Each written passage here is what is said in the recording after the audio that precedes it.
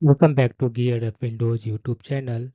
In this video, we will guide you on how to enable or disable a smart screen filter in Microsoft Edge browser on Windows 11 or 10 PC.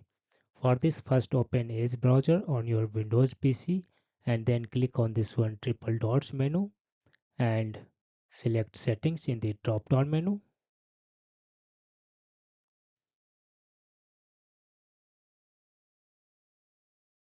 Under Edge settings, select this one privacy, search and services.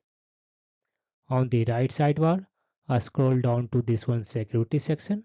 Here you will find option Microsoft Defender Smart Screen. You can toggle on or off this one to enable or disable this one feature. This feature helps protect phishing websites and also protects you from installing malicious software or malware. So we will recommend you to turn on this one toggle switch on your Windows PC.